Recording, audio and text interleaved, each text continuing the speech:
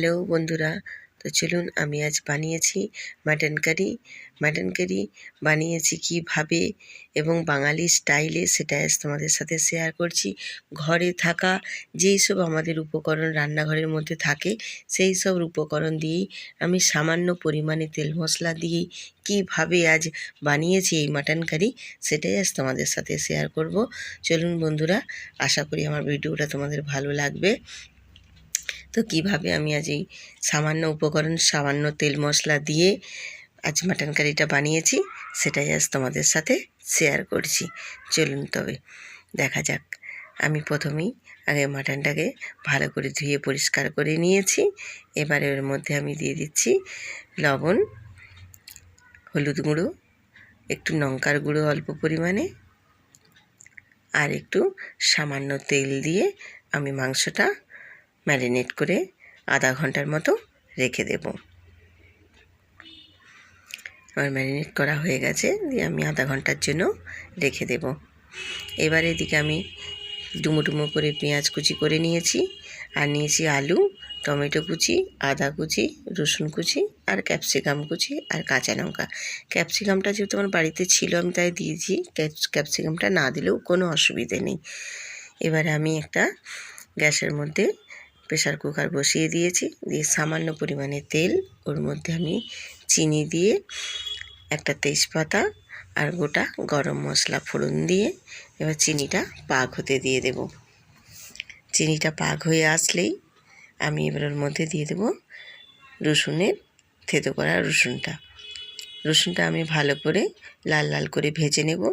রসুনটা আমার লাল লাল করে ভাজা হয়ে গেছে। এবার আমি ওর মধ্যে দিয়ে দেব পেঁয়াজ কুচিটাও আমি হালকা ব্রাউন কালার করে নেড়ে চেড়ে ভেজে নেব। পেঁয়াজটা ভাজা হয়ে গেছে। এবার আমি ওর মধ্যে স্বাদ মতো লবণ অ্যাড করে দেব। লবণটা দিয়েও আমি আরও ভালো করে পেঁয়াজটা ভেজে নেব। লবণটা দিয়ে দেওয়ার কারণে পেঁয়াজটা এখানে খুবই তাড়াতাড়ি নরম হয়ে যাবে। পেঁয়াজ আর রসুনটা আমার ভাজা হয়ে গেছে। এবার আমি ওর মধ্যে দিয়ে দিচ্ছি ক্যাপসিকাম কুচিটা দিয়ে একটু নেড়ে চেড়ে দিয়ে দেবো টমেটো কুচিটা দিয়েও আবার আমি ভালো করে একটু নেড়ে চেড়ে নিলাম। টমেটোটা আমার নরম হয়ে গেছে, দেখছো একদম কি সুন্দর নরম হয়ে গেছে টমেটোটা। ওর মধ্যে এবার আমি দিয়ে দেবো গুঁড়ো মশলাগুলো, ধনে গুঁড়ো, জিরে গুঁড়ো, কাশ্মীরি লঙ্কার গুঁড়ো আর হলুদ গুঁড়ো করা মশলাগুলো আমি এবার ওই মশলার মধ্যে অ্যাড করে দেব, দিয়ে একটু ভালো করে নেড়ে চেড়ে কষিয়ে নেব। গুঁড়ো মশলাগুলো দিয়ে একটু কষিয়ে নিয়ে আমি বেটে রাখা আদার পেস্টটাও দিয়ে দেব। আদার পেস্টটা দিয়ে একটু নেড়ে চেড়ে বাটিটা ধুয়েও আমি আর একটু জল দিয়ে দেব। জল দিয়ে আমি ভালো করে মশলাটা কষিয়ে নিচ্ছি নেড়ে চেড়ে। কষিয়ে নিয়ে আমি এর মধ্যে মাটনগুলো অ্যাড করে দেব।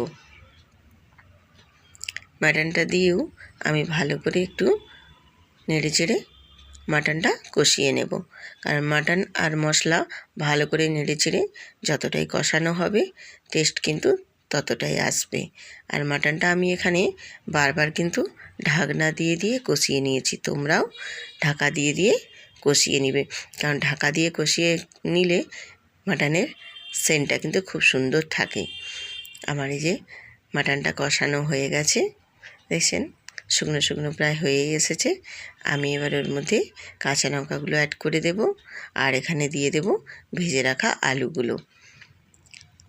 আলু আর কাঁচা লঙ্কাটা দিয়ে আমি আবারও ভালো করে নেড়ে চেড়ে শুকনো করে কষিয়ে নেব।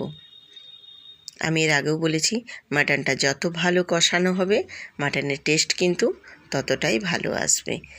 সামান্য উপকরণ হলে কি হবে, কিন্তু কষানোটাই মেন। এবারে আমি গ্রেভির জন্য পরিমাণ মতো জল দেব, খুব বেশি জল দেব না। আমি এখানে জল দিয়ে নেড়ে চেড়ে সামান্য একটু আমার এখানে লবণ অ্যাড করার লাগবে, তাই আমি একটু লবণ অ্যাড করে দিলাম। লবণটা দিয়ে আবারও আমি নেড়ে চেড়ে ভালো করে একটু মিশিয়ে নিয়ে আমি এখানে প্রেসারের ঢাকনাটা ঢেকে দেব। প্রেসারের ঢাকনাটা আমি ঢেকে দিয়ে এখানে আমি 3টা সিটি দিয়ে দেব। প্রেসারে 3টা সিটি দিয়ে আমি ফিরে আসছি। আমার সিটি পড়ে গেছে, আমি ফিরে এসেছি।